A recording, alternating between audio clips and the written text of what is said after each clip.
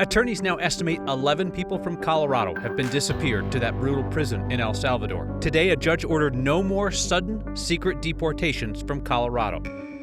Who is in charge of scheduling the sports world, forcing Colorado to choose between watching the Avs or the Nuggets in the playoffs? You don't have two TVs in your living room, so how's that going to work out? And a neighborhood starts what essentially is an Adopt a Highway program for city streets. It's just going to make it a better neighborhood. It's going to make Denver a better city. That's tonight on Next.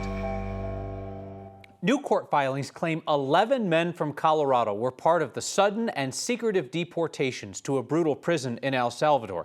We had previously told you about 2 men. It's difficult to confirm what's happening and to how many people because the Trump administration won't say who it's deporting like this. People just disappear. This morning, a federal judge in Colorado blocked the Trump administration from deporting anybody detained in this state without giving them 21 days notice if the administration is planning to go around the due process of immigration courts and just deport them. And she's forcing the feds to notify detainees in a language that they understand. Attorneys had said that it was English only for a time. The administration's been using the 200-year-old Alien Enemies Act, intended for wartime, to speed up deportations of people it says are in the Venezuelan gang Tren de Aragua. The administration says the deportations are limited to the worst of the worst violent criminals. But those detainees have no opportunity to challenge the government's claims before a judge. And a CBS News review found that 3/4 of the men known to have been taken to that notorious prison in El Salvador have no criminal history. The ACLU revealed in court documents it now believes 11 detainees from Colorado were on those flights to El Salvador. We spoke with an attorney for the Rocky Mountain Immigrant Advocacy Network, which works with detainees at the ICE facility in Aurora. They say this judge's ruling gives them some breathing room. Huge victory for us to get that 21 days of notice.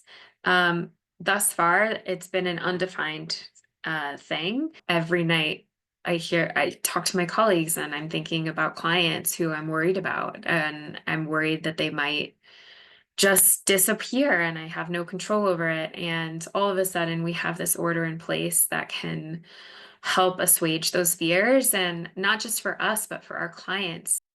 Should make clear, traditional deportations, where immigrants first can plead their case to a judge, those can continue. It's just Trump's no due process fast-track deportations that have been paused by that judge in Colorado. So one way the Trump administration is chipping away at the rule of law is by openly ignoring judges or by refusing to provide judges with information in court. We saw that play out in federal court in Denver today, where the Department of Justice is trying to get involved in the case of Tina Peters, the former county clerk and election denier who's in prison for election system tampering. Today, a judge asked the DOJ to provide proof of its claim that Tina Peters' prosecution was motivated by politics. The DOJ attorney refused to tell the judge, said that she wasn't authorized to speak on what evidence they have. Colorado's Democratic Attorney General says the Trump administration has inserted itself into the state prosecution of Tina Peters in an attempt to intimidate the judge and prosecutors. Peters' bumbling and failed attempt to collect evidence of election rigging by sneaking a hacker into the Mesa County voting system made her a folk hero on the far right. The Colorado Republican Party has championed her cause, suggesting that she's a political prisoner. If someday you want to represent your neighbors in the Colorado legislature, well, then just work hard, develop connections, and you might just get appointed by a small group of political insiders to go to the Capitol, because that's how nearly 1/4 of our state legislators first got in the door there, through vacancy committee appointments. That system is being scrutinized more than ever this year after 2 Democrats quit right after they won re-election. Democratic Senators Chris Hansen and Janet Buckner asked for votes in November, then left office before casting a single vote in the legislature this year. Their seats were filled by Democratic insiders through vacancy committees. Then Democratic Senator Sonia Jaquez Lewis pieced out rather than face an ethics investigation for mistreating staff. So, another vacancy appointment. Critics say this process sidesteps voters, and it gives appointed legislators an edge when they run for re-election. And the voters get their say for the first time. This week, the House is advancing a bipartisan bill that would still allow party insiders to fill vacant seats, but their pick could only serve a maximum of 1 legislative session before they go to voters in an election. Multiple states do it differently. They all have different choices. I know that my constituents would prefer to have someone in here to represent them in the case that my seat came open. I know they would want that replaced quickly. Democratic State Rep Bob Marshall, he's a centrist who often disagrees with his own party. He had a bill that would have required appointed legislators to sit out the next election cycle, so no edge for them if they get picked. When that failed, he tried to introduce a measure requiring special elections to fill vacant seats. His fellow Dems shot that down today. Marshall says vacancy committees are not representative of voters. He thinks that they tend to pick people from the political extremes. I die today. The vacancy committee in Highlands Ranch will probably pick someone to the left of some of our colleagues in Adams County. And I represent a Republican district. Do you think they feel represented by this system? No. This bill still has to pass the full House, then it would go on to the Senate and eventually the governor. Republican Congresswoman Lauren Boebert is asking the federal government to pull funding for a passenger rail project on the Front Range. So back in October, the state got about $66 million in federal funding for rail improvements. That includes for some freight rail lines that the state eventually hopes to use for passenger trains. It would be the jumping off point for the long-promised Front Range passenger train project from Pueblo to Fort Collins. Boebert wrote a letter to DOJ and the Department of Transportation saying that federal funding is a waste of taxpayer dollars and a threat to private property rights. She suggests that we just expand roads instead of adding trains. That's in line with the Trump administration's preference for car travel over mass transit. The governor's office disputes that the federal funding has been allocated for construction of a Front Range rail line since the state's focused on improving and repurposing existing rail lines. Either way, the feds pulling this funding is not out of the question. Last week, they yanked nearly $64 million in a grant for high-speed rail between Dallas and Houston. Like mixed feelings because not everyone was going to have access to those parks. State legislators want to extend free state park access to some tribal members. Those left out say their history is not being taken into consideration. And a neighborhood effort to keep the streets clean, not just Earth Day, every day.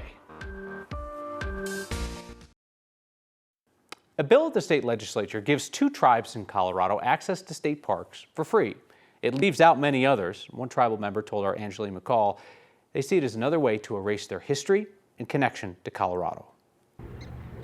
It's an effort to reduce barriers for the people who are most connected to the land. A bill going through the Colorado legislature would allow members of the 2 Colorado Ute tribes free access to state parks. One sponsor is Democratic Representative Katie Stewart. And this proposal is an effort to further support the reconnection of the 2 tribal nation communities with these ancestral homelands. They worked on the bill with Colorado Parks and Wildlife and the Department of Natural Resources. The Ute people are the oldest continuous residents of what is now known as the state of Colorado and have significant historical and cultural ties to the majority of the land. Recognition for 2 tribes that leaves out dozens of others.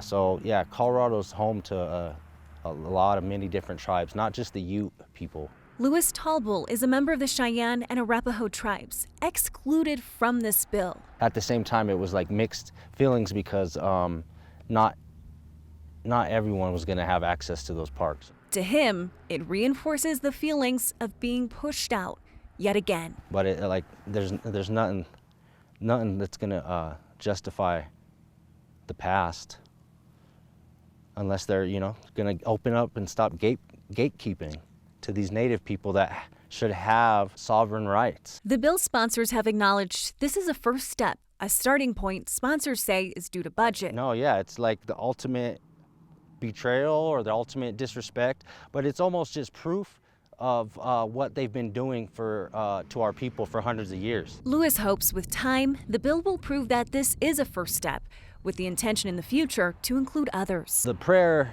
and the intention is to move forward and to keep accumulating different tribes that can have access to these parks. That's the goal. The sponsors say that they're starting with the Ute tribes because they are the two federally and state recognized sovereign nations in Colorado. We know that there are more than 40 tribal nations that have some form of representation here in the state, which you do the math. If all those people pay or don't pay rather for park access, then sponsors say it would cut into funding for CPW. All right, Angeline McCall, thank you very much. So in the unpredictable world of fighting wildfires, federal support has become a newly unpredictable factor. With mass layoffs and swings in seasonal staffing, there's talk that maybe what Colorado should do as a state is try to hoard some of those resources. Earlier this year, thousands of Forest Service and USDA employees were fired or put on leave as part of the Trump administration's push to shrink government agencies. And some seasonal workers had their job offers rescinded as part of the federal hiring freeze. Well, now the government's backtracking, rehiring some of those employees and announcing 1,100 open wildland firefighter positions this month. The local fire managers are already planning for staffing to come up short this year. Taylor County Commissioner Dan Williams, a Republican, says he was recently briefed by a Forest Service employee who said their agency's firefighting capability is going to be down 40%.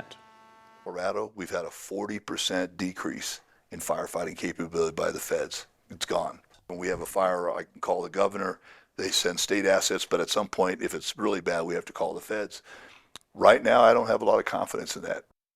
Williams says he wants the governor to hold on to Colorado's firefighting resources and not allow state crews or the state helicopters to go out of state to help elsewhere this summer. Governor Polis told KOA-TV in the Springs that Colorado will continue to send help to other states whenever the resources are available.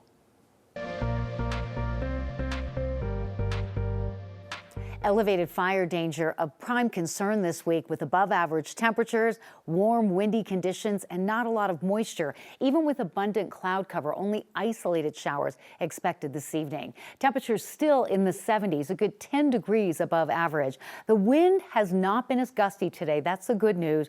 But we are awaiting the next storm system, and the winds will ramp up ahead of that system tomorrow. There'll be some low-level moisture coming in for scattered afternoon storms. Tonight, we're just tracking isolated activity, but a little rain around Sterling and Holyoke tonight. Isolated storms tonight, scattered storms tomorrow, and one or two could reach severe limits east of Denver with hail and damaging wind, and that will happen around 5:30, 6 o'clock tomorrow night. South around Castle Rock, Kiowa, and out onto the eastern plains, a brief heavy downpour, but a little bit of hail is also a potential. Temperatures in the 60s will drop into the 50s by midnight. Your 7-day forecast includes cooler weather for the next few days with a good chance of rain ahead of one of the warmest, driest, nicest weekends that we have seen in some time. Sunshine and 70s both Saturday and Sunday. We'll get you a grabber, we'll get you a vest, and we'll make you part of the Litterfree Lowry team. Very dangerous. Neighbors are encouraging neighbors to pick a street, any street, and get to work. Hey, speaking of trash, some have described this program that way, but you're watching it, aren't you? You can catch us each weeknight streaming on 9 News Plus at 6, and we are a podcast, wherever you find your podcasts. Earth Day can sometimes resemble spring cleaning for our world. You'll see people picking up parks, open spaces, city streets. Our Amy Hunter caught up with Coloradans in Denver's Lowry neighborhood, trying to start more of a year-round effort. It blows up under this, you know. A walk down the street is more than just exercise for Dwight Willis. I just picked this up yesterday. Dwight moved to Lowry 4 years ago and couldn't help but notice there was a lot of trash. I complained about it for about 6 months. And so my wife said, you know, there's nobody on a white horse running down Interstate 25 to come to our rescue. So if you're concerned about litter, do something about it. He took her words to heart. I often fill up 2 or 3 of these every day. That's a lot of trash off the street. Now Dwight won't be the only one tackling the trash. People like Denny Head are stepping in to help. Some parts of Lowry are relatively clean and other parts have a lot more issues. Denny's part of Lowry United Neighborhoods. So the idea is, really taking pride in your neighborhood. The association is launching a new program called Litterfree Lowry. You see trash, it's really hard. Once you start picking it up, it's hard to walk by it. Neighbors can claim one of around 30 routes to keep tidy. We're not telling you how often you do it, when you do it, who you do it with. That's up to you. It's just going to be a lot easier with maybe 40 or 50 people doing what 3 or 4 of us have been doing for a while. The two hope the program will inspire the rest of Denver to take pride in where they live. Lowry can be a model for all of Denver, and we'll make people more aware of the litter and why it matters to us to pick it up. I think it's just a way to say, Mother Earth, we love you and we protect you, and we're out here trying to make a difference in Denver. For Next, I'm Amy Hunter. See that one guy doing it with his hand behind his back? You know who else can do their job one-handed? Me. Marilyn, right there. Still healing, everybody. Still healing. We appreciate the vibes, positive vibes for her arm. Back with feedback next. Feedback from Larry was just a photo of his dual TV setup last night. Actually, I'm going to count that as a triple screen experience. You got the Avs playoffs on one, Nugs playoffs on another, and look at that beautiful Colorado view out the window. That is impressive. Mark says, Nuggets and Avs playoffs games overlapping, great problem to have. I'll take it every year. I'm with you on that, Mark. Text says, please consider reporting on the resignation of Bill Owens, executive producer of 60 Minutes. That happened today. Sad situation. There are a number of media outlets that are bending the knee to the Trump administration in an attempt to appease him. He's not going to be the last journalist to resign over it. It's not a good situation. We'll see you next time.